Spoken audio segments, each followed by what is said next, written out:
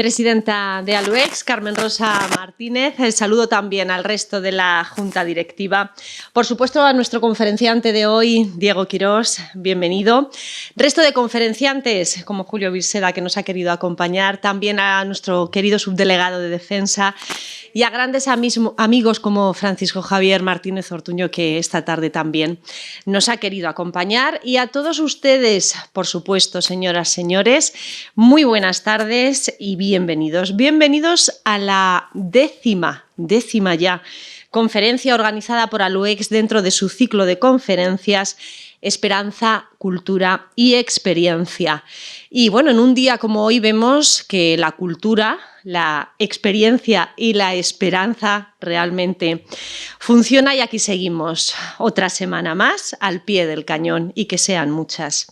Bien, con la conferencia de hoy abrimos un nuevo miniciclo de conferencias en las que desde Aluex se tratará de acercar a importantes efemérides o aniversarios que nos llevarán hasta la fecha del 31 de enero. La primera de estas tres conferencias es la de nuestro admirado Diego Quirós, al que todos ustedes ya conocen de sobra, pero me van a permitir que les ofrezca algún dato más.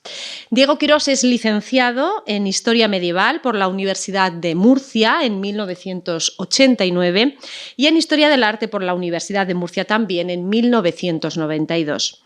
Desde 1990 es profesor de enseñanza secundaria y desde 1997 imparte sus clases en el Instituto de Educación Secundaria Bachiller Sabuco de Albacete. En 2002 pasó a ser catedrático de secundaria. Es profesor de la Universidad de la Experiencia desde el año 2006 y desde el 2007 colabora con esta asociación, con Aluex. También a partir de 2012 comenzó a colaborar con la Universidad Popular de Albacete, impartiendo diferentes cursos breves. Ha participado, como todos sabemos, en infinidad de cursos y de seminarios. Y sobre todo, Diego Quirós es un gran divulgador de temas de historia y de arte, pero de estos divulgadores que te hacen entender, no solo te cuentan, sino que además te hacen entender verdaderamente el porqué de las cosas. Y hoy nos desvelará por qué la Catedral de Burgos es realmente una obra única y espectacular. Así que por mi parte nada más, les voy a dejar ya con Diego Quirós, que seguro vamos a disfrutar muchísimo de su conferencia. Cuando quieras, Diego. Muchas gracias. La verdad es que te lo has aprendido todo muy bien, ¿eh? Bueno, me voy a permitir, si no os importa, que me quite un poco la mascarilla. Voy a intentar no moverme. Normalmente me pongo por ahí, voy a intentar no acercarme mucho para ese lado, pero así estoy más cómodo, os veo y también me veis la cara, que bueno, que, en fin, todo ayuda, ¿no? Bueno, pues vamos a empezar con la conferencia. La verdad es que sentado no puedo estar, pero bueno, he aguantado un buen rato, ¿eh? Bueno, pues aquí tenemos una foto aérea de la Catedral de Burgos. Esto ahora. Y vamos a empezar con un primer capítulo que es a modo de presentación. Y lo primero que os voy a decir es, bueno, vamos a empezar por el principio. ¿Qué es una catedral? Seguramente si yo os pregunto qué es una catedral, todos tenéis claro que es una iglesia grande, ¿verdad? Ahora, si entramos más en detalle, sabéis que la catedral es la iglesia madre de toda una diócesis. La diócesis es una provincia eclesiástica y que es evidentemente un edificio donde se concentra pues la autoridad religiosa, espiritual, etcétera, etcétera. Y además suelen ser edificios especialmente ornados que con el paso del tiempo llega a convertirse en un verdadero museo. Nosotros tenemos catedral aquí en Albacete, no desde hace mucho tiempo, porque hace poco tiempo, desde el año 1949, que Albacete es diócesis, ¿no? Bien, y una catedral es muchas cosas. Ahora, ¿de dónde viene la palabra catedral? Pues viene de cátedra. Cátedra era el trono, viene de una palabra griega que significa trono, el trono del obispo, y evidentemente es la sede del obispo, porque el jefe, digamos, la autoridad suprema religiosa en una diócesis es el obispo. Pero en una catedral no solamente está el obispo, en una catedral también está el cabildo. ¿Y qué es el cabildo? El conjunto de todos los clérigos que hay en la catedral.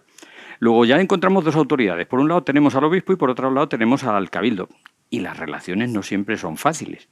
Lo vamos a ver especialmente en la Catedral de Burgos, donde a veces hay rifirrafes entre unos y otros, y pleitos que van a durar más de 50 años, y en fin, el obispo quiere hacer valer su autoridad por encima del cabildo, y el cabildo pues dice que nanay, que naranjas de la China, y entonces pues va a haber momentos de especial tensión, aunque eso más bien es una excepción, casi siempre colaboran. La obra de una catedral se encarga casi exclusivamente el cabildo. Pero el obispo, o arzobispo, Burgos es arzobispado a partir de mediados del siglo XVI, pero el arzobispo o el obispo también aporta dinero para la financiación de algunas obras, sobre todo, lejos de ser personas vanidosas, pues quieren que su nombre pase a la posteridad a lo grande, ¿no? Bueno, pues una vez aclarado esas cosas, vamos a empezar un poquito ya con el gótico. Hemos dicho que es una catedral y una catedral gótica. ¿Y eso de gótico qué es? Pues una palabra que está mal puesta. La palabra gótico es una palabra que puso un señor del siglo XVI, que se llamaba, del siglo XV, Giorgio XVI, principio del XVI, llamado Giorgio Vasari. Es un historiador del arte importante, hizo la biografía de todos los principales artistas del Renacimiento italiano. Y la palabra gótico viene de godos, de los visigodos, pero es decir, es un arte de bárbaros, de algo despectivo. Los godos hacía ya más de 1000 años que sabía que habían desaparecido, y más. Entonces está puesto como insultando. Realmente el arte gótico verdaderamente es un arte que sus contemporáneos llamaban a sí mismos estilo moderno. Y cuando llega el Renacimiento, como se intenta recuperar la grandeza del mundo clásico, se le llama a lo antiguo. Es decir, que el gótico es anterior al Renacimiento, se llama moderno, y el Renacimiento ellos se consideran antiguos. Bueno, una cosa que resulta un tanto contradictorio. ¿Y dónde nace este estilo? Pues nace en Francia. Nace en la isla de Francia y concretamente en un lugar a las afueras de París que se llama la iglesia de... Se me acaba de ir. Suele pasar. Donde están enterrados todos los reyes de Francia, donde está el Panteón Real. Allí un abad que se llama Sillet decide, inspirándose en el Antiguo Testamento y en el libro de Ezequiel, intenta crear la Jerusalén celeste, que es como en la Edad Media se veía que era el más allá. Entonces las iglesias en la Edad Media casi siempre son una idea de cómo es el más allá, es decir, cómo es el cielo, cómo es la gloria. Digamos que es una sucursal del cielo en la tierra. Entonces da unos cambios bastante interesantes que hacen que surja un nuevo estilo, y ese es el estilo gótico. El estilo gótico, la abadía de Saint-Denis, esta. No me salía el nombre. Si ahí está enterrado de Saint-Denis, ¿conocéis la historia de Saint-Denis? Pues es un santo que los romanos le cortaron la cabeza y el hombre con su cabecica anduvo unos 10 kilómetros hasta que llegó a este sitio y dice, oye, qué sitio más bonito. Plantó la cabeza y se murió. Lo normal en estos casos. Bueno, pues surge un nuevo estilo que va a hacer furor, se va a extender por toda Francia, y aquí veis esa iglesia original, que será la primera. Aquí vemos a Sillet en una vidriera, y aquí vemos cómo suele ser prácticamente una catedral gótica. Veis que tiene forma de cruz latina, ¿lo veis? Esta es la cabecera, el coro, este es el coro, aquí está el altar mayor, todo esto es la girola, donde se abren capillas, este es el transepto, el brazo que atraviesa. Aquí suele haber una torre hueca que se llama cimborrio. Insisto en esto porque luego vamos a ver el cimborrio de Burgos, ¿no? Y bueno, todo esto son las naves, ¿no? Ahora, es verdaderamente revolucionario. Las iglesias anteriores, el románico, eran iglesias oscuras, pequeñitas y con muros muy macizos. ¿Por qué? Porque se utilizaba sobre todo la bóveda de medio cañón, que era muy maciza, y para sujetar ese peso de una bóveda en piedra hace falta unos soportes enormes. Si a esos soportes tú le abres huecos para abrir ventanas, el edificio se te viene abajo. Pero la verdadera revolución que se encontró en el gótico es la utilización del arco apuntado, un arco que acaba en punta, ¿lo veis? Arco ojival o apuntado. ¿Por qué? Porque transmite mucho mejor los empujes hacia abajo y menos hacia los laterales. Y eso fue una revolución. Esa revolución se acompaña cuando ese arco forma parte de una bóveda y la bóveda se construye con estos arcos que se entrecruzan. 4 arcos, bueno, realmente son 8, uno en diagonal, otro en diagonal, y estos 4, 6 en total, he hecho mal las cuentas, forman la bóveda gótica, la bóveda de crucería. ¿Qué importancia tiene esto? Pues que es la clave, es una verdadera revolución. ¿Por qué? Porque ya los muros no son los que aguantan el peso de la bóveda, son los pilares. Y los pilares, para que no se caigan, llevan refuerzos hacia el exterior, unos arcos que se llaman arbotantes, que lo lleva hacia afuera. De esa manera, el edificio se puede hacer mucho más alto, mucho más grande y, por supuesto, como no hace falta el muro, pues se puede llenar todo de ventanas con cristaleras, evidentemente algunas cosas verdaderamente espectaculares. Eso es el gótico y Burgos se va a iniciar en este estilo. ¿Veis? Si entramos en el interior de una catedral gótica encontramos estos niveles. El arco ojival que da a las naves laterales siempre son bajas, un pasillo en medio encima de la nave que se llama el triforio y el claristorio. Esto está mal escrito, es claristorio, este cuerpo de ventana. ¿Veis cómo la luz inunda? Y esta es la bóveda gótica de las que os he hablado. Esta bóveda es una bóveda de piedra mucho más ligera que la románica y no son los muros los que aguantan el peso, sino que son estos pilares y por fuera estos. ¿Veis las naves laterales qué pequeñitas son, esta y esta? La central mucho más alta y estos arcos llevan el peso, los empujes laterales hacia contrafuertes en el exterior. Este es el esquema para entender por qué se levantan catedrales como algunas que llegan a medir la nave central hasta 44 metros. ¿Sabéis lo que son 44 metros? Echad cuenta que un piso normal son 2,5 metros, 3 en algunos casos, pues mirad cuántos pisos salen de altura. ¿Vale? Entonces esto es una obra prodigiosa. Esto se desarrolla en Francia a mediados del siglo XII y se extenderá a otros países más adelante. Y esto es un ejemplo de una catedral llamadura que es la Catedral de Chartres. ¿Veis las bóvedas cómo va por dentro? Por cierto, ya que estoy señalando por aquí, esto es lo que se le quemó en París a Notre Dame. Empezó el incendio en esta techumbre, en este armazón de madera que hay debajo del tejado. Se quemó por aquí, se empezó por abajo y bueno, ya sabéis lo que pasó, ¿no? Y este es el interior ya de la Catedral de Burgos. ¿Y qué quiero deciros de la Catedral de Burgos? No voy a hacer de guía turístico porque nos tiraríamos aquí hasta las uvas y eso que acaba de pasar Nochevieja, pues imaginaros. Entonces quiero pocas cosas. La primera, que veáis por qué es única la Catedral de Burgos, porque es una obra única y qué le hace especial.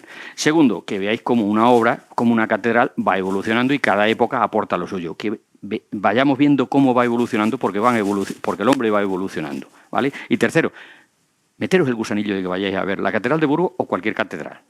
¿Vale? Bueno, pues la Catedral de Burgos pasa por varios momentos. Este es el primer momento, el momento fundacional en el siglo XIII y este es el diseño original. Esto que veis aquí. ¿A que se parece bastante a lo que hemos visto antes? Claro, son de la misma marca.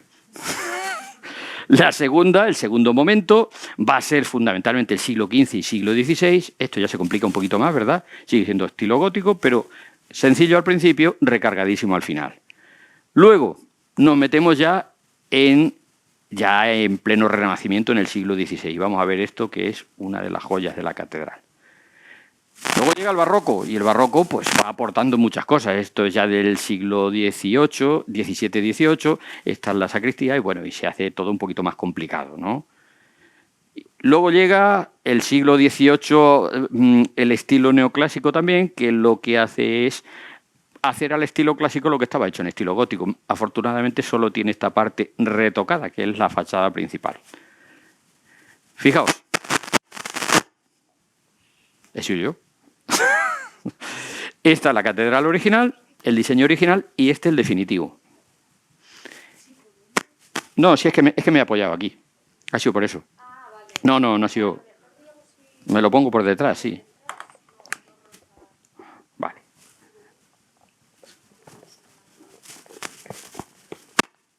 ¿Ahora sí? Venga. Bueno, ¿cómo pasamos de esto a esto?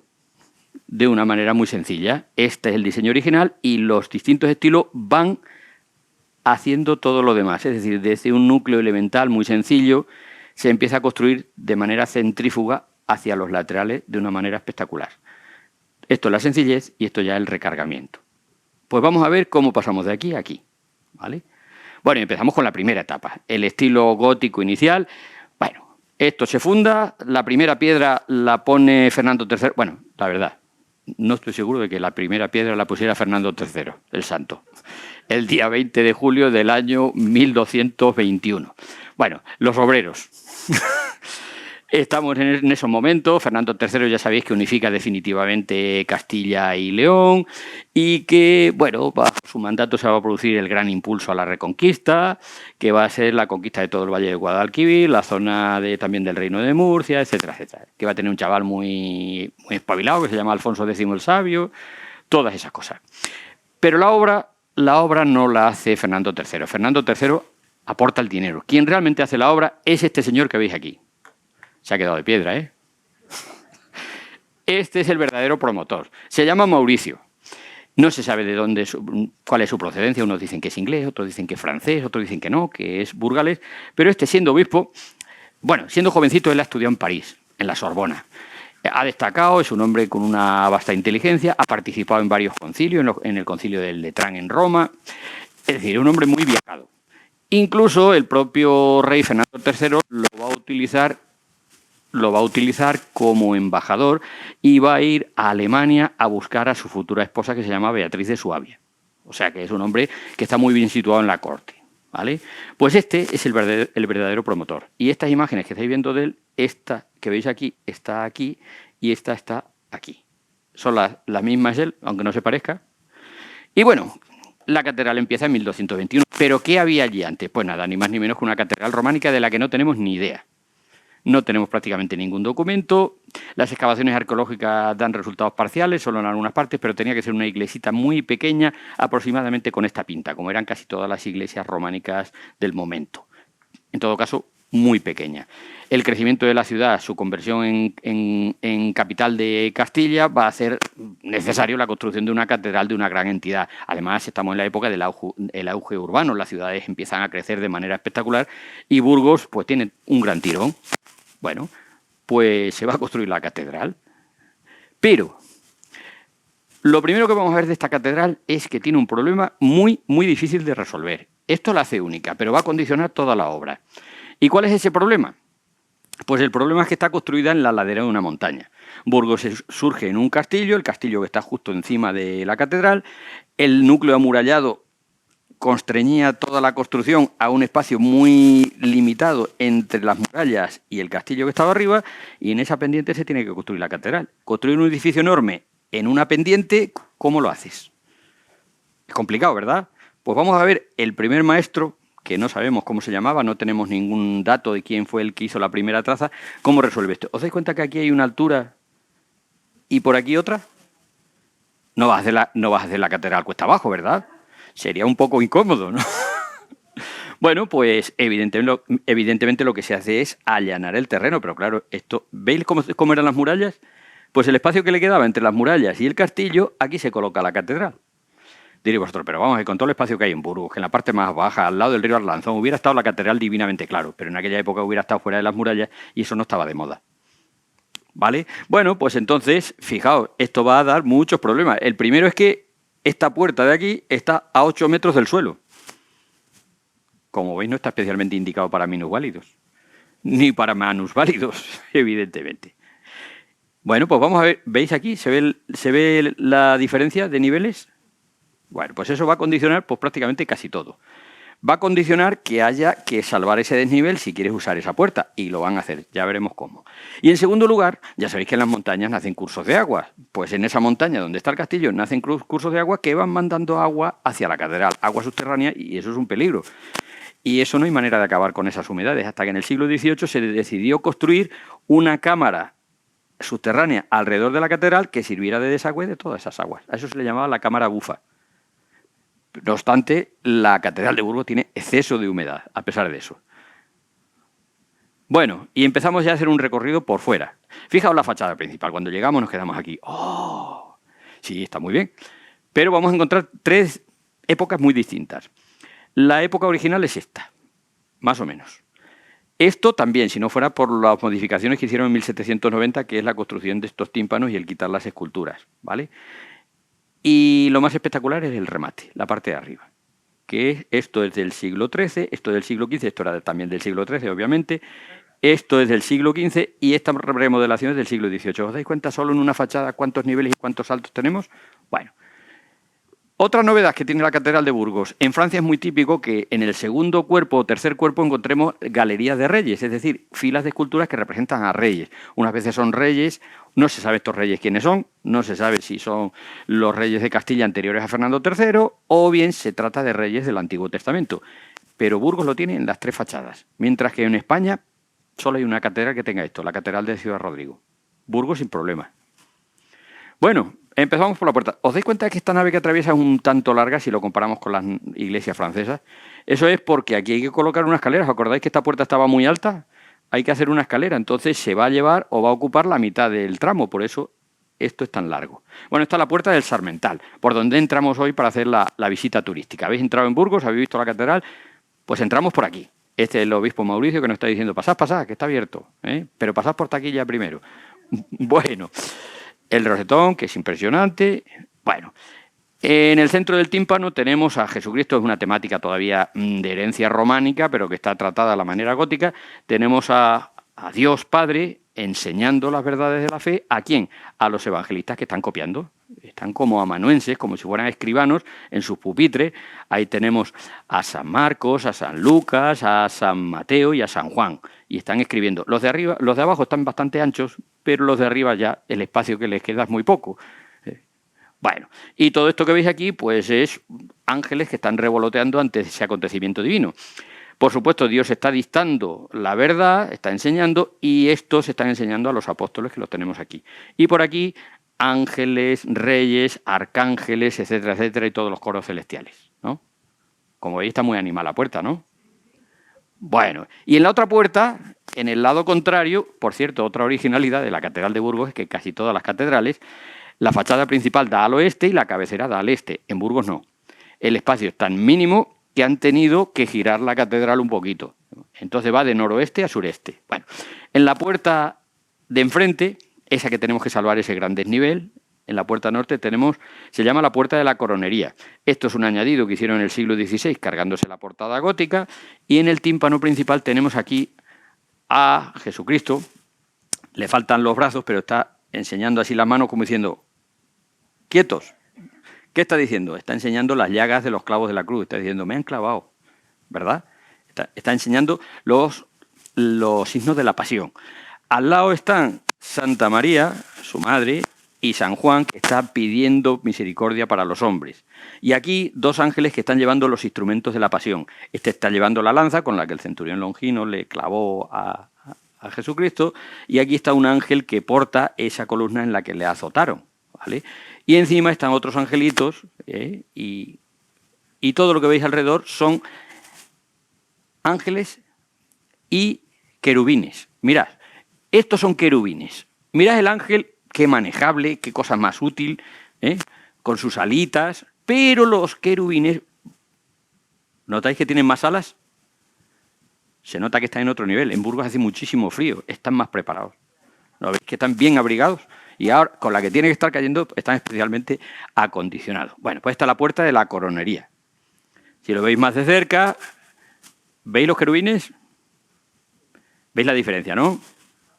Bueno, y aquí la resurrección de los muertos, que está tratado cómo van saliendo de las tumbas en el día del juicio final, etcétera, etcétera. A mí esta es una de las fotos que más me gusta de la Catedral de Burgos, es muy desconocida. Esta es la cabecera, esta es la girola, es decir, estamos aquí pero por fuera. Aquí, ¿lo veis? Este pasillo que veis así, esto que vemos por aquí, es esto. Esto, ¿vale? Fijaos los arbotantes, esos arcos que desde fuera sujetaban la bóveda y la llevaban hacia afuera para aligerar los muros, pues ahí lo tenemos. Aquí es donde se suelen colocar las gárgolas que veis en las películas y todo eso, ¿no? Bueno, y este es el interior. El exterior es espectacular, no voy a entrar en detalle, pero el interior, bueno, es asombroso. Yo me voy a centrar en el interior, voy a centrarme en las bóvedas. Las bóvedas también son originales. Son las únicas bóvedas en España que tienen... ¿Os acordáis que antes os he dicho cómo se forma una bóveda gótica? Os he dicho que se cruzan 6 arcos. Mirad, uno es este, otro este, ¿vale? Luego, los perimetrales, otro, aquí están divididos en 2, perdonad, ¿vale? Bien, aquí tiene uno que atraviesa toda la bóveda en sentido longitudinal. Eso solo está en Burgos. Se llama el nervio espinazo. Estos arcos se les llama nervios. Observad que esto es un poquito más complicado, de una época posterior, ¿vale? Estamos situados aquí, justo en la entrada. Las bóvedas son espectaculares. Y aquí estamos justo en la puerta esa por la que os he dicho que se entra, por donde entramos los turistas y demás, y fijaos qué espectacular. El piso bajo, que da a las naves laterales, que son más bajas, el triforio, ¿os acordáis? Ese pasillito a media altura que se coloca, esto queda muy bien y se decora, pero realmente, ¿qué es un triforio? Un andamio.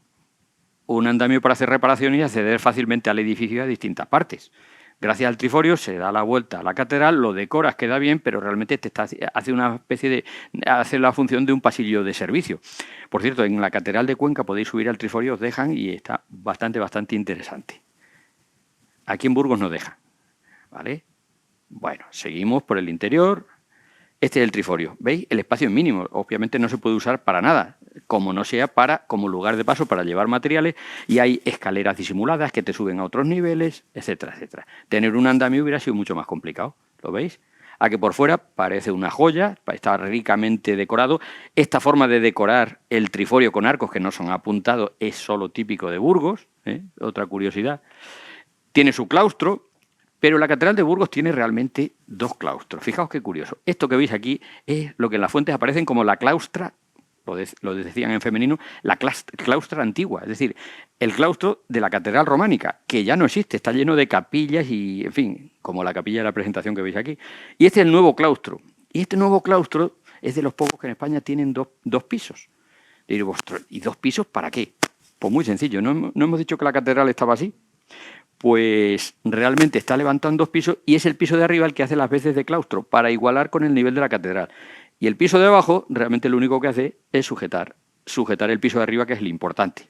Como veis, el situar la iglesia en un declive, en una pendiente, va a condicionar casi todo. ¿Lo veis? Este es el piso de abajo. No hagáis caso mucho a estas arquerías que fueron restauradas a principios del siglo XX y reinventadas, y por el mismo que hizo la fachada de la catedral de Cuenca. Y bueno, esta es la puerta que da acceso al claustro. Fijaos la anunciación, cuando el ángel dice a María, oye María, que vas a ser la madre de Dios. Y ella dijo, Jesús, dice ese. Efectivamente, ahí lo tenemos. Fijaos que bien se conserva, como está en el interior, se conserva muy bien la policromía, ¿verdad? Que por fuera, pues lógicamente, todas estas pinturas, todo estaba coloreado. Lo que pasa es que estamos acostumbrados a verlo sin pintura y, lógicamente, nos choca cuando lo vemos así con colorines. Este es el bautismo de Cristo, aquí está San Juan, un ángel con una túnica nueva, el Espíritu Santo, ¿lo veis qué bien? Bueno, bien, pues esa es la primera etapa, la etapa, digamos, sencilla, austera, estamos en los inicios. Ahora vamos a meternos ya en la eclosión de lo gótico. Ha sido ese obispo Mauricio el que ha traído a arquitectos franceses, pero ahora el equivalente, ahora a mediados del siglo XV, va a ser este señor. Este señor que veis aquí, que se llama Alonso de Cartagena. Bueno, se llama Alonso de Cartagena, era Alonso de Santa María de Cartagena, porque tuvo cargos en la catedral de Cartagena, bueno, en la catedral de Murcia, ¿vale? Pero es el obispado de Cartagena. Bueno, pues este hombre es un hombre interesantísimo. Su padre fue también obispo de Burgos. ¿Y vosotros cómo funciona eso? Pues hombre, casi todos los obispos en aquella época tenían una vida personal un tanto desordenada. Pero en este caso fue legal. Su padre se llamaba Pablo de Santa María y era rabino judío. Pero era un hombre tan tremendamente inteligente y culto que se convirtió al cristianismo, y era tanto su saber y el conocimiento de la Biblia que le convirtieron en obispo. Y él tuvo a su hijo antes de ser ordenado sacerdote. Luego, en este caso era aceptable, ¿no? Bueno, este Alonso de Cartagena pues va a ser un señor excepcional. Va a participar en varios concilios, misiones diplomáticas ante el Papa, ante diversos reinos europeos. Estuvo arreglando asuntos hasta en Polonia, fijaos, en aquella época.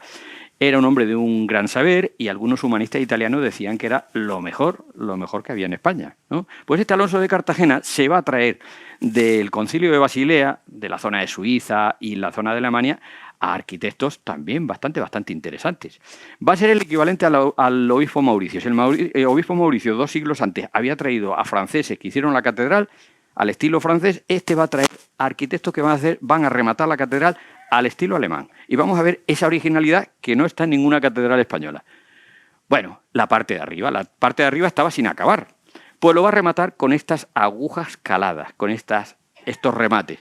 Sabéis que muchas catedrales góticas no tienen este remate. Están las torres mochas porque no se llegaron a concluir. Así estaba la catedral de Burgos. Pero a partir de ahora, y con la llegada de Alonso de Cartagena, se va a traer a una familia que va a hacer un gran papel en Burgos. Se llama la familia Colonia.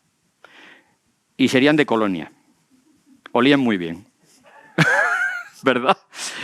Y va a hacer estos remates tan espectaculares que vamos a ver ahora. Y le va a dar estas torres. Tiene una altura de 80 metros, las más altas de España, de catedrales góticas. La de París, la de Notre Dame, tiene 60 metros.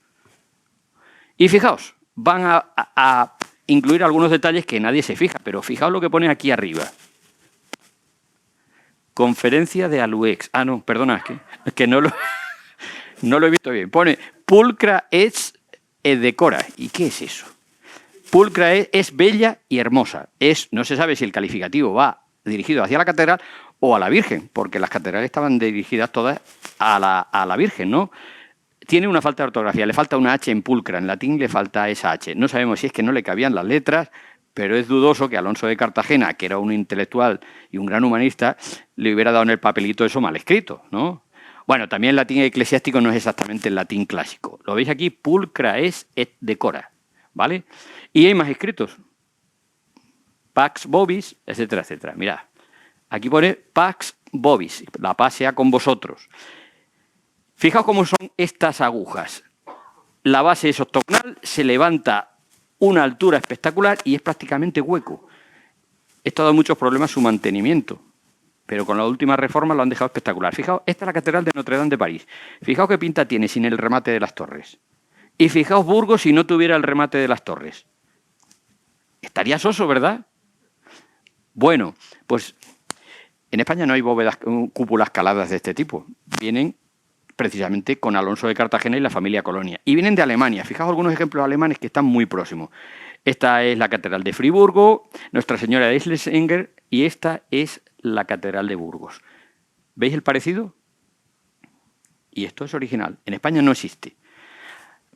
A raíz de la de Burgos se va a hacer en León, se va a intentar hacer algo, pero no, y sobre todo se hace algo en Oviedo, pero queda muy lejos de los logros de Burgos. Le da esa ascensionalidad que le faltaba. Bueno, de esta época gótica destaca este retablo de Gil de Siloé, que no me voy a entretener mucho, pero que es espectacular, que es este. Aquí está enterrado el obispo don Luis de Acuña. Este es el que estuvo tantos años pleiteando con el Cabildo y que al final perdió. Y era un hombre con un genio increíble. Les decía que tenían que llevar una vida pura y que el Cabildo, todos esos sacerdotes deberían abandonar a sus amantes. Y alguno le dijo, dice, Su Excelencia tiene 4 hijos. Dice, bueno, mañana celebramos la misa a las 11. Bueno, pues ahí lo tenemos, a este Luis de Acuña, y este es el retablo que hizo Gil de Siloé, que es espectacular. Demasiado chillón porque fue repintado en el siglo XIX con escasa fortuna, pero estos doseles góticos están marcando el final del gótico, un gótico ya muy recargado, y representa el árbol genealógico de la Virgen María. El antepasado de la Virgen María, Jesé, yace aquí, y de aquí sale un tronco donde están, pues eso, esta es San Joaquín y Santa Ana, los padres de la Virgen, y aquí está la Virgen María y el Niño Jesús, etcétera, etcétera. Lo vamos a ver mejor aquí. Aquí, ¿lo veis este señor que está tumbado? Esto se llama el árbol de Jesé. Y estos señores que veis aquí, ¿quién puede ser este señor? Pues don Luis de Acuña, el que paga. Como veis, de manera discreta se representa ahí sin que se le vea mucho, ¿no? Bueno, y en esta época, aprovechando que están los Colonia, van a elaborar precisamente quizás lo más espectacular de la Catedral de Burgos, o lo segundo más espectacular, que es la capilla de los condestables. Esta capilla, que es prácticamente como una mini catedral adosada a la catedral, que va a ser, pues ahora lo veréis. Era la tumba donde el condestable de Castilla, condestable era el jefe de las tropas del rey, algo así como el segundo después del rey, que más mandaba, que se llamaba don Pedro Fernández de Velasco, y su señora, que se llamaba Mencía, un nombre que ha entrado en decadencia y es muy bonito, Mencía de Santillana. Era la hija del marqués de Santillana. ¿Os acordáis de las serranillas del marqués de Santillana? Pues su chiquilla. Se casaron y decidieron hacerse aquí una tumba en condiciones. Siempre se le ha dicho la capilla del condestable, pero ahora con la inclusión de género se le llama la capilla de los condestables. Y me parece muy adecuado porque él estaba de guerras en Granada, conquistando Granada y todo eso, y la que se encargó de la obra y de supervisar la obra fue ella, y la que más dinero aportó. O sea que había mucha mencía ahí. Bueno, y ahí los veis. Las esculturas son bastante posteriores. Las esculturas las hace Felipe Bigarny, y si él murió, el duque, el condestable, murió en el año 1492, las esculturas son de 1527. O sea, ya lleva un tiempo criando malvas. Ella murió en 1500, es decir, son bastante posteriores. Están hechas en mármol de Carrara y, bueno, pues una joya espectacular, ¿lo veis? Fijas qué detallismo. Y lo más curioso es el perro, que se supone que es el retrato del perro faldero de Doña Mencía. Esta hace también la Casa del Cordón, que es una edificación muy interesante en Burgos. Y ellos están tumbados. ¿Pero qué hay encima? Por cierto, antes de seguir adelante, ¿veis esta losa sobre la que están edificados? Sobre lo que se levantan las esculturas.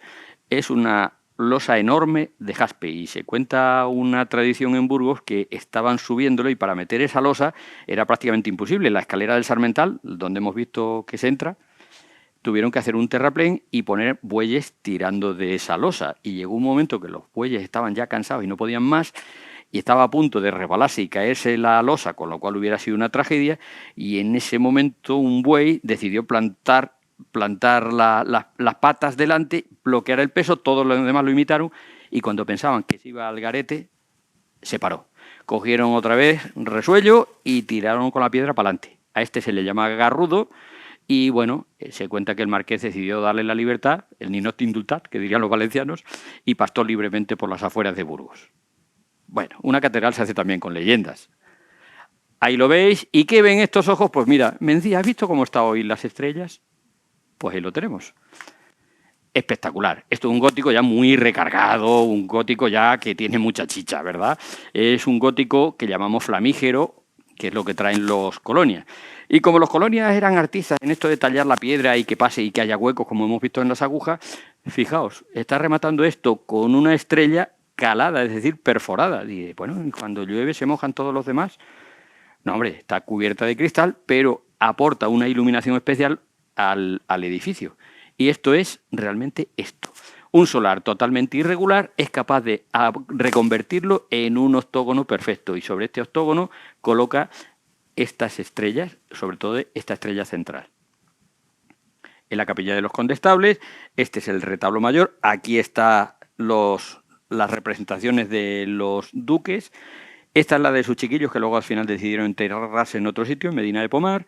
Y bueno, pues es uno de los lugares más asombrosos. Aquí vemos dos. Esto es este retablo de aquí, es lo que estamos viendo aquí. Esto es de Diego de Siloé, que es puro talento, pura gracia, es el Renacimiento puro ya en España, es un poquito ya más tardío, estamos a caballo entre las dos cosas. Y esto lo hace Felipe Bigarny, que sí tiene mucha habilidad técnica, pero le falta lo que al otro le sobra, que es el talento. Y ya estamos entre el gótico y el Renacimiento. Vamos a ir, ahora voy a ir un poquito más rápido. ¿Os acordáis de esa puerta que estaba a 8 metros de altura? La puerta de la coronería. Pues justo al lado se va a hacer la puerta de la pellejería. ¿Os dais cuenta que está en ángulo de 45 grados? Es decir, aquí. Esta que veis aquí es esta y esta es esta. Esto ya es Renacimiento. El Renacimiento italiano se está colando en España, pero los artistas que lo hacen, digamos que conocen el Renacimiento italiano por grabados que llegan, pero ellos no tienen habilidad. Lo que hacen es reinterpretarlo y lo reinterpretan a su manera y crean el plateresco, que es un estilo muy decorativo, donde mezclan arcos de medio punto que ven en los catálogos, lo mezclan con la tradición del último gótico y eso es lo que tenemos aquí. Bueno, esto lo hace un obispo que se llama Juan Rodríguez de Fonseca, también se llevaba muy mal con el cabildo, y como se llama Juan, pues representa a los santos Juanes, la muerte de San Juan Bautista y San Juan Evangelista, y él se representa aquí de rodillas junto con 3 ángeles y la Virgen. Muy bien, aquí lo veis. El de rodilla, con todos los atributos de su condición, San Pedro y San Pablo, qué cruz San Pedro, siempre con las llavecitas, y además lo representa con unas llaves así pequeñas, ¿eh? Yo me imagino a San Pedro cuando fuera al servicio con esa llave. ¿Dónde dejas eso? Y San Pablo con la espada. Bueno, supongo que sería para la foto oficial, ¿no? Y aquí vemos a los 3 ángeles músicos. Y bueno, todo esto es muy del plateresco, este recargamiento decorativo con motivos que vienen de Italia, pero se adaptan a la tradición de lo que hay aquí. Bueno, una capilla que me gusta mucho, la capilla de la Presentación. Se hace imitando la anterior, la capilla del Condestable, y hace una pequeña estrella calada aquí. Debajo está un señor muy interesante. ¿Qué os parece? Es también lo mismo, de un cuadrado sacar un octógono, ¿veis? Matando las esquinas, el cuadrado se nota, ¿verdad? Le matas las esquinas y creas un cuadrado. La foto está un poquito distorsionada, pero es un cuadrado perfecto. Y debajo tenemos a este señor. Este señor también fue... se llama Juan Díaz de Lerma y este fue un intelectual que acabó en Roma, estuvo mucho tiempo en Roma y aquí lo representa él. Y de Roma se trajo este cuadro, que para mí, yo me tiro embobado mirando este cuadro, esta Sagrada Familia es de las que más me gustan, ¿eh? Está hecha por Sebastiano del Piombo, un pintor veneciano que conoció en Roma, lo trajo y bueno, pues es espectacular. ¿Os acordáis la escalerita y la puerta que quedaba a 8 metros de altura? Esa puerta especial para minusválidos. Bueno, pues ahora este obispo, había una escalera provisional, el obispo Juan Rodríguez de Fonseca, se mosquea porque dice, estoy harto de que por la escalera vengan todos los verduleros que viven en el otro lado y atraviesen la catedral como atajo para ir al otro lado. Cerró la puerta, abrió la de la pellejería que acabamos de ver. Y no contento con eso, dice, anda, ¿y si hacemos otra puerta? Dice, pues vale, vamos a hacer otra puerta. Y entonces encargó la obra a Diego de Siloé. Diego de Siloé es un hombre con mucho talento, lo hemos visto como escultor, es hijo de Gil de Siloé, pero sobre todo va a pasar a la posteridad como arquitecto. Hasta en Roma se ha formado, conoce a un tal Miguel Ángel, que os sonará de algo. Bueno, pues va a dar la solución. Va a hacer una escalera que en muy poco espacio coge mucha altura. Se le llama la escalera dorada sobre todo por toda la decoración que un orfebre francés que se llama el maestro Hilario decora. Toda esta escalera, ¿lo veis? Estamos aquí. Esta es la famosa puerta que hemos visto antes desde fuera, ¿vale? ¿Y en qué consiste? Pues consiste en 4 escalones, son 39 escalones en total, pero tenía un problema. ¿Os acordáis que había abierto la puerta de la pellejería aquí? Entonces aquí solamente tenía espacio para hacer una escalera y la escalera no podía ocupar más de 2,5 metros de profundidad. ¿Cómo hace una escalera de menos de 2 metros de profundidad? Pues ahí está la habilidad y el genio de este hombre. Lo que hace es un tiro central, llega a un descansillo, se bifurca en 2 tiros, vuelven a converger en otro y al final se salvan los 8 metros, sin problema ninguno. Y es probablemente una de las obras más perfectas de la catedral. ¿Se le ha ocurrido a él solito? Bueno, mirad la decoración, hecho por el maestro Hilario, por eso se le llama escalera dorada, por estos tonos dorados. ¿Lo veis, verdad? ¿Veis la altura? ¿Veis dónde está la puerta y dónde está el suelo? Bueno, lo hace con soltura. Es verdad que utiliza un estilo plateresco. Está en Italia, pero es demasiado innovador meter el estilo puramente italiano, entonces está jugando con el plateresco, que es la aclimatación de lo italiano a lo español, y le sale esto que verdaderamente es espectacular. ¿Pero dónde se ha inspirado él? Está en Roma, y en Roma ha conocido a Bramante, y Bramante es uno de los arquitectos del Vaticano, y hace esta escalera para un patio del Vaticano, que ya no existe, el patio del Belvedere, y como veis es prácticamente lo mismo. Un tiro, se bifurca la escalera para allá, para acá y vuelve otra vez. Realmente ha cogido el concepto, lo ha reinterpretado y lo ha adaptado con una soltura increíble. O bien Miguel Ángel, que en la capilla laurenciana, en la biblioteca laurenciana de los Medici en Florencia, hace prácticamente lo mismo. Un poquito distinto, pero eso. Y va a tener tanto éxito esta escalera, que esto es la escalera de la Ópera de París, que se cree inspirada directamente en esta. Como veis, no son copias exactas, son reinterpretaciones, pero hechas con bastante gracia. Luego viene el coro. El coro es donde se reúne el cabildo a cantar, a sus celebraciones litúrgicas y demás.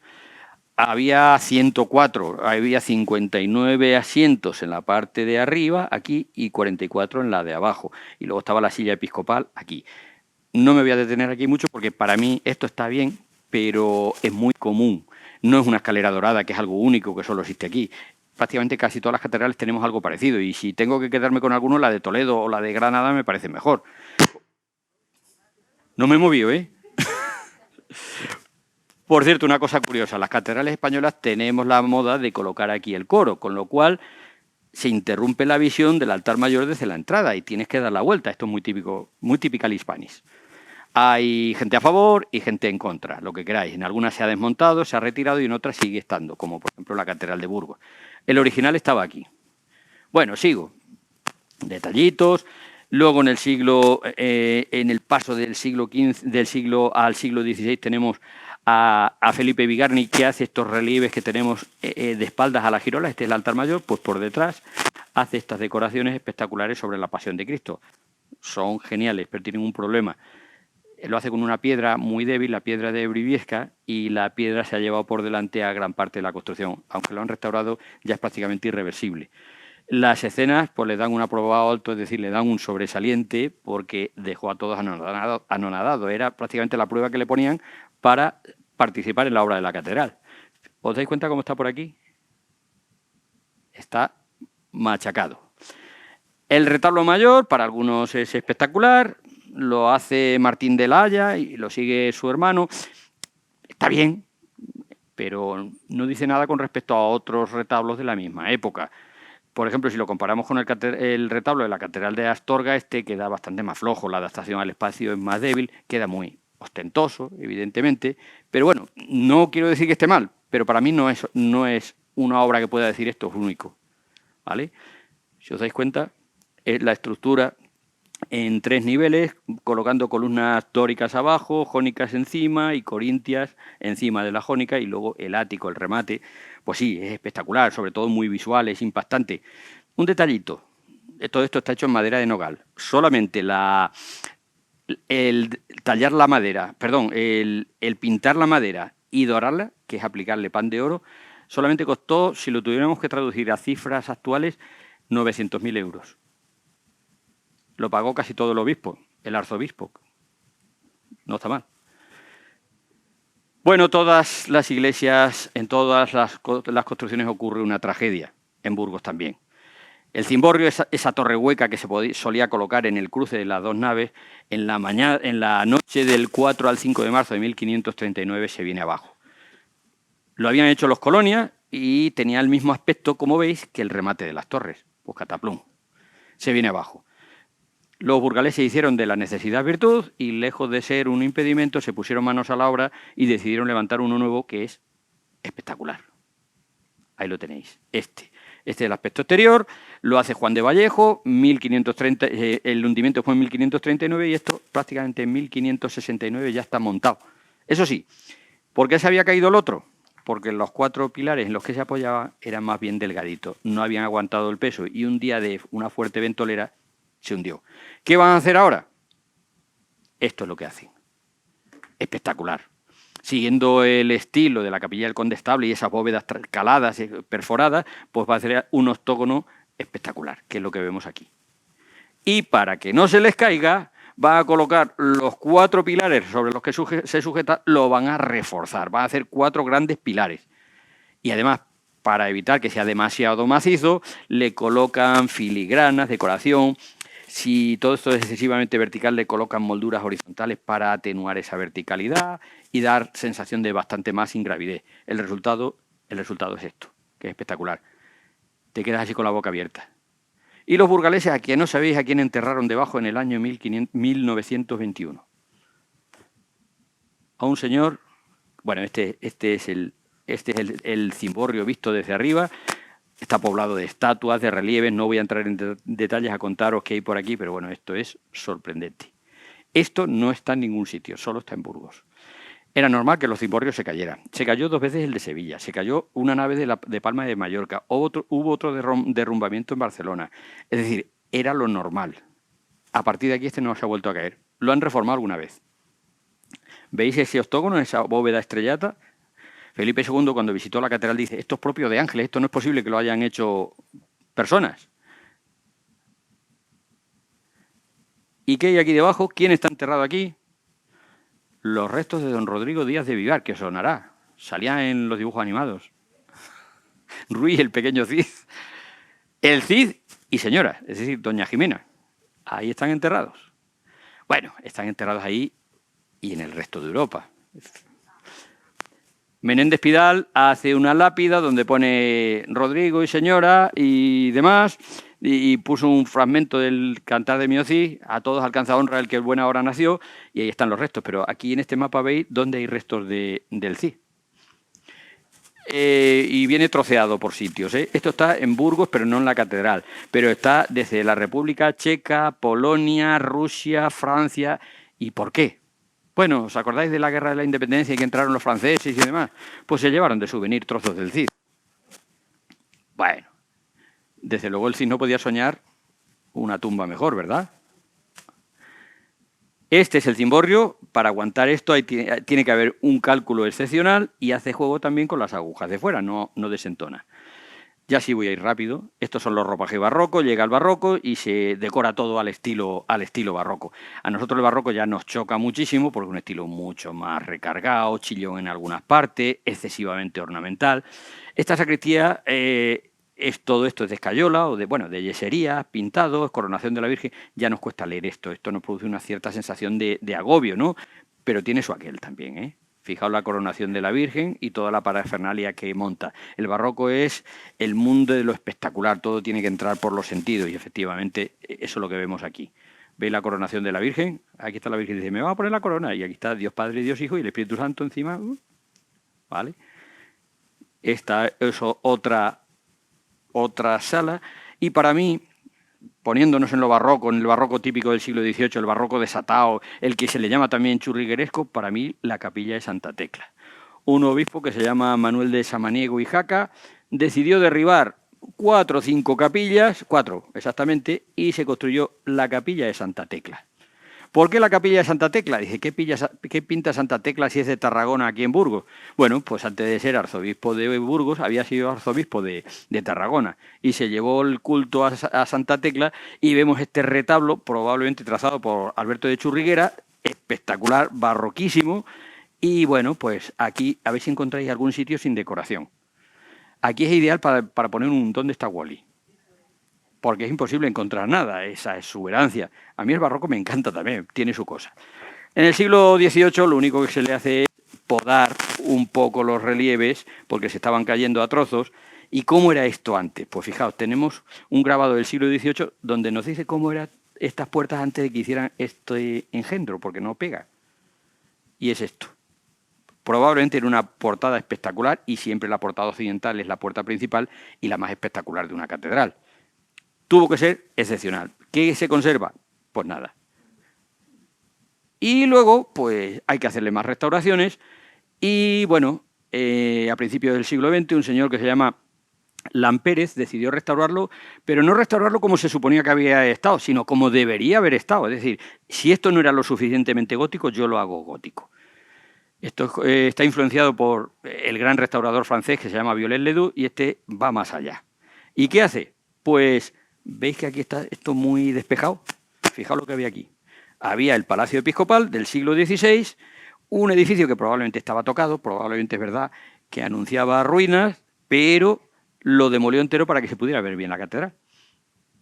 Bueno, ¿veis? Un grabado de antes, ¿veis que la catedral queda allí encerrada? Aquí está la puerta del Sarmental, todo esto no existe y en su lugar tenemos esto. Se ve mejor la catedral, eso sí, no lo podemos negar. Y ya, lo último es el milagro de San Lorenzo. ¿Y qué es eso?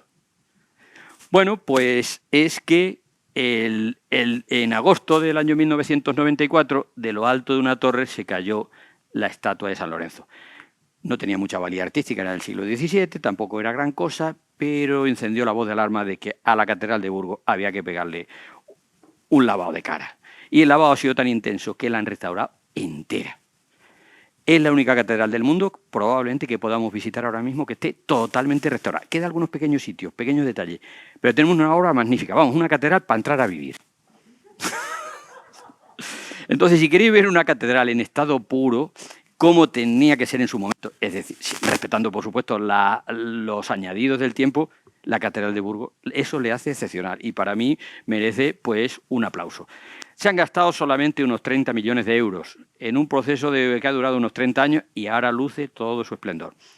Como siempre ha recibido sus críticas y sus críticas se basan en que ahora no hay diferencias de etapas, que la piedra es igual en todo sitio. Vale, sí, pero amenazaba ruina en muchos sitios y bueno, y es un ejemplo también de colaboración entre las instituciones políticas, instituciones financieras y el apoyo de los ciudadanos. Y es un modelo que yo creo que es un modelo a seguir en todas las catedrales. Bueno, y faltaba hablar del papamoscas, ¿verdad? Sabéis que cuando entras por la puerta principal, pues este muñeco, que es del siglo XVI, restaurado en el siglo XVII por un relojero que se llama Juan Álvarez, de Salamanca, pues nos saluda cuando dan las campanadas, él sale, abre la boca y tiene el martinillo, que es un ayudante, y que saluda.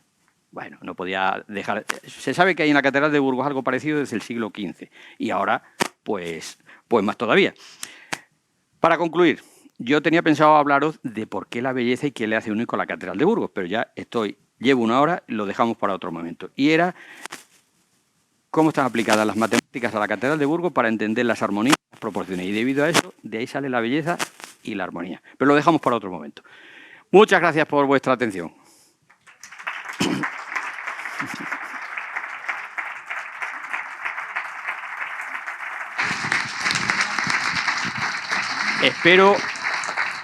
Espero no haberos cansado mucho.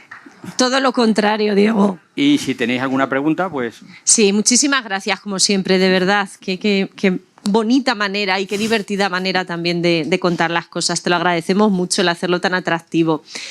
¿Hay alguna pregunta? Que si no pregunta nadie, yo voy a preguntar por esto último. Claro, pues claro. Que ya nos ha dejado con la intriga. ¿Alguna cuestión? ¿Nada? ¿No? Bueno, pues de manera un poquito rápida si consideras, pero por favor, Diego, háblanos de esto de las proporciones matemáticas, de esa belleza. ¿En 5 minutos? Sí. Venga, Bueno, 5 o 10 tenemos, sí. Como queráis. Mirad, se piensan los hombres del Renacimiento que ellos descubren las matemáticas y las aplican a la arquitectura. Es verdad, pero no son los primeros. Se hacía en la antigüedad y ellos lo imitan, bien, pero en la Edad Media no son tontos y viven de espaldas a la realidad. Las catedrales, para levantar estos mamotretos, diciéndolo en el buen sentido, hace falta un cálculo matemático perfecto y hace falta, sobre todo, conocimiento de geometría. Fijaos, voy muy rápido, ¿eh? Toda una catedral como la Catedral de Burgos está basada en proporciones. El tamaño de una columna o el tamaño de un detalle que hay en una columna no es fruto del capricho o del azar, es fruto de cálculos matemáticos que están en relación unas partes con otras. Vamos a ver, si yo tengo aquí... Bueno, sigo adelante. Mirad, ¿habéis visto que aparece muchas veces el octógono? El octógono lo hemos visto en la Capilla del Condestable, lo hemos visto aquí en la Capilla de la Presentación, aparece en varios sitios más. Pues el octógono, ¿por qué el octógono? Es una figura que se considera casi perfecta. Lo perfecto es el círculo. Pero el cuadrado, para los arquitectos, representaba el mundo, la Tierra, los 4 puntos cardinales, los 4 elementos. El círculo representaba el cielo. El círculo es perfecto, no es linealista. ¿Y el octógono qué es? La transición entre el círculo y el cuadrado. Entonces, en la simbología del octógono era la transición entre el cielo y la tierra, como una especie de túnel, como una especie de camino que relaciona lo humano y lo divino. Y lo utilizan con frecuencia. Y, por supuesto, esos octógonos están hechos con unos cálculos precisos. Hay muchos cálculos geométricos en la Catedral de Burgos que están saliendo ahora y se están también extendiendo a otras catedrales. Por ejemplo, la Vesica Piscis, que es, ahora veremos lo que es.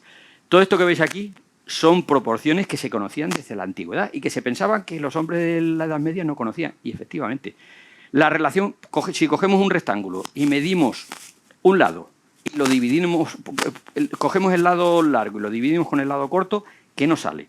Lo que nos sale son casi siempre números decimales. Pero los que más suerte dan, los que más garra tienen, los que visualmente son más atractivos, son aquellos que da un número irracional, es decir, un decimal que tiene infinitos números, pero que esos números no se repiten, no hay periodo. Pues esos son los que se sabe que visualmente son mucho más atractivos. Y eso lo tenemos prácticamente, tenemos en la Catedral de Burgos la relación entre rectángulos. El rectángulo es la base de todo. El rectángulo raíz de 2, es decir, que entre el lado corto y el lado largo nos da, si dividimos el lado largo con el lado corto, nos da raíz de 2, es decir, 1,4, Y luego está el famoso rectángulo áureo. ¿Habéis oído hablar del rectángulo áureo? Pues es un rectángulo que los antiguos consideraban perfecto por sus proporciones. Pues está presente en muchos sitios. ¿Veis este carnet de identidad? Aquí está un poco distorsionada la imagen, pero es un triángulo áureo. ¿Y qué es un triángulo áureo? Imaginaos, no tengo un carnet de identidad por aquí ahora mismo, pero si cogemos el lado corto, esto sería un cuadrado, es que está así la imagen, no me sirve para explicar. Nos sale esta figura, esto sería el cuadrado, ¿vale? Si yo concentro en este cuadrado, pincho un compás y establezco una línea hasta aquí y hago hacia aquí, tengo un rectángulo que se considera un rectángulo áureo, porque las proporciones son perfectas. Y luego ese rectángulo áureo lo puedo dividir en otras partes exactamente iguales hasta lograr esta espiral. ¿Y sabéis qué tenemos nosotros? ¿Os suena de algo esto? ¿Lo habéis visto alguna vez? Pues esto, que es el símbolo de Asprona, está basado en la espiral áurea que se logra a partir de un rectángulo áureo. Aquí se ve mejor un cuadrado Le añado esto, es el rectángulo áureo. A su vez, aquí puedo construir un cuadrado, y esto sería un rectángulo. De este cuadrado puedo hacer un cuadrado más pequeño, de este otro más pequeño, y si lo uno todo, sale esta espiral. Esta proporción la tenemos en varias partes de la Catedral de Burgos, igual que la raíz de 2. Muy rápido, ¿eh? Estas son las distintas formas de hacer los distintos rectángulos, pero el más interesante es este y el raíz de 2. Al ver esto, sale una obra perfecta, matemática, científica, ágil, visual y atractiva. Y si lo aplicamos a la construcción de la catedral, fijaos, tenemos todo, estos son rectángulos raíz de 2 y este es un rectángulo áureo. Y este también. Y si vemos la escalera dorada, sabemos que lo podemos descomponer según este rectángulo áureo en las distintas partes. Y estos son todos rectángulos áureos. Si queremos ver y fijaos, si unimos todos estos vértices, nos queda esto en el centro, esto. Y si unimos todas estas partes, ¿veis este triángulo? Se llama triángulo de plata. Y es con lo que está hecho las agujas. Las agujas que hemos visto de los colonias se hacen con esta proporción. ¿Lo veis? Y esta bicicapeci es la intersección entre dos círculos. Te queda esta parte. Si quito la mitad de arriba, tengo el arco gótico, el arco ojival. Ya sabéis de dónde viene. Lo vemos aplicado en varios puntos, como la capilla del Condestable. O una cosa que se llama el triángulo de reloj, que se utiliza hasta en maquinaria actualmente, tiene muchísimas aplicaciones. Ya se usaba en la Catedral de Burgos. Es un triángulo perfecto que puede rodar. Se le llama el triángulo circular. Pues estas figuras están por muchas partes de la catedral. Y esto es el octógono que hemos visto en el cimborrio, ¿verdad? Pues fijaos, queda un rectángulo de plata en el interior. Dentro de este octógono vemos otro octógono más pequeño, y hace unos años han descubierto que es la misma proporción que se utiliza en algunas partes de la mezquita de Córdoba, para que veáis la mezcla entre musulmanes y cristianos. Y este octógono, pues exactamente otros lugares donde vemos octógonos con las mismas proporciones. Así sale el arco gótico, pero el arco gótico, el arco ojival, no es el único arco que se usa en el gótico. Estos son otros arcos que derivan de la utilización de distintas proporciones que no voy a entrar en detalle. Y en los rosetones, pues es una obra espectacular. Los rosetones son un tratado de matemáticas para que esto les cuadre. Y este, que es el de la entrada principal, tiene estos pequeños detalles que lo encontramos también en la Alhambra de Granada, que es anterior.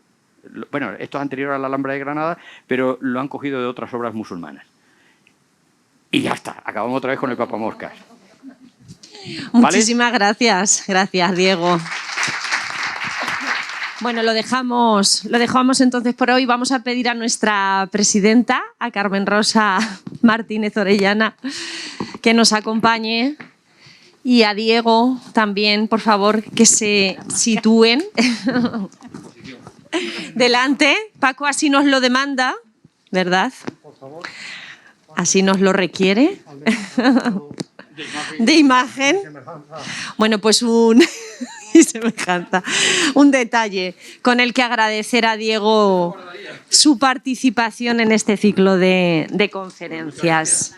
Bueno, y antes de despedirles definitivamente, les recordamos que la próxima semana continuamos abordando interesantes aniversarios. En este caso será Manuel Ortiz Heras, catedrático en Historia Contemporánea, quien tratará 45 años después las elecciones de 1977 y el inicio de la democratización española. Bueno, pues hasta entonces disfruten de la semana y gracias por venir.